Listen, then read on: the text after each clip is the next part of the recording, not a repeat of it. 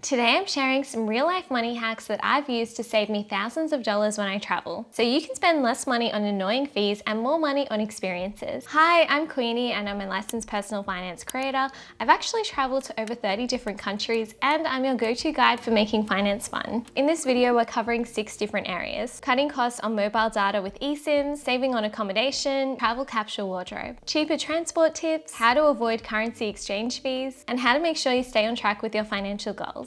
So let's get started. So the first point is to save on data with an eSIM. International roaming fees are expensive. Your phone provider absolutely loves it when you go overseas and you turn on data roaming. Not long ago, my dad went to Singapore and he was charged $50 by leaving his data roaming on. So that's why I prefer to use Airalo eSIMs, who are actually the sponsor of today's video. I used to buy physical SIM cards whenever I landed in a country, but to be honest, it was quite a hassle. And one day I went to New Zealand and everything was closed because I arrived really late, and the next day was a public holiday, so there were no shops that sold SIM cards open. I wish I knew that Airalo existed back then because it would have saved me a lot of time and money. Now I just go on the Airalo app and I buy an eSIM a few days before traveling. I install it before I leave home, and then when I land, boom, I have instant internet with no messing around and no physical SIM card needed. Airalo offers eSIMs for more than 200 different countries and regions, so if you want to sign up, you can use my code Queenie for $3 off. It's honestly a game changer when you're traveling. One of the most expensive parts of any trip is the accommodation,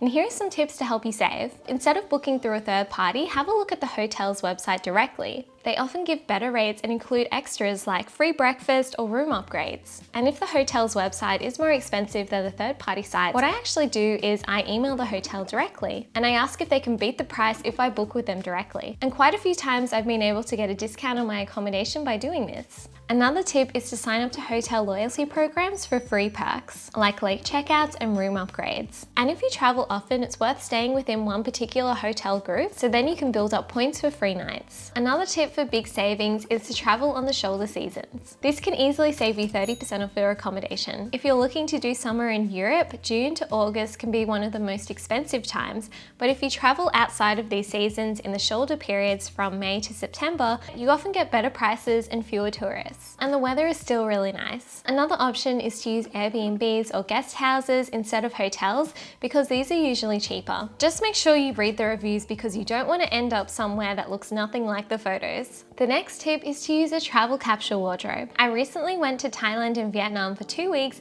and I managed to fit everything into a suitcase. For this trip, I packed just 4 tops, 4 bottoms, 2 dresses and 1 cardigan, and just from this I managed to create 36 different outfit combinations. It's important to choose a simple color palette, so therefore everything mixes and matches. I went with neutral colors like black, navy, white, and beige, so they work for both day and night. And for longer trips, I find it's much easier to just do laundry while you're on your trip than having to bring so many different clothes. And that's another perk of staying at an Airbnb because a lot of these do have internal washing machines. This also makes it cheaper than checking in another bag and just easier to travel around if you have less stuff. Here's how to save on transport.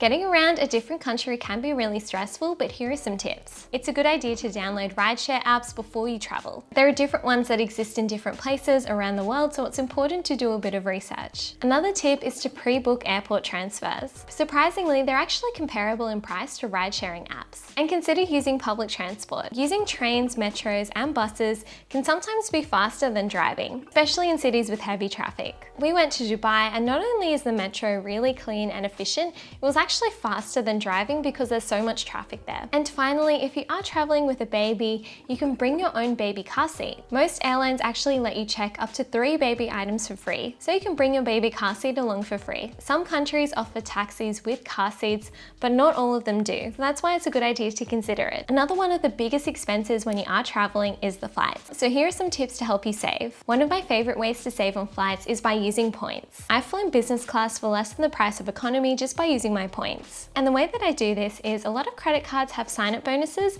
when you sign up to a new card. And these sign-up bonuses can easily get you a free flight or 2. And then I use the credit cards for all of my everyday expenses, But a key tip is I always make sure that I pay off the full balance owing in full and on time every single month. So that way I'm not charged any interest. Interest charges can accumulate really quickly and they will basically erase any benefits that you get from using points. I always make sure that I look for the classic rewards flights, and these are usually the best value for points. And if you're not using points, you can check out flight comparison websites, which can show you the cheapest flights. One thing to note though, sometimes with the budget airlines, you may actually end up spending more money because you might need to buy food or any additional luggage, whereas some of the full service airlines already have these things included. So that's one thing to keep in mind. And while we're on the topic of airports, I always bring a reusable water bottle with me whenever I travel, so that way I don't have to buy really expensive water at the airport. One time I went overseas to Bali with my partner Pablo, and I had one of those travel money cards from my bank, and he was using a proper low-fee travel card. Anyway, the bank's travel card that I was with,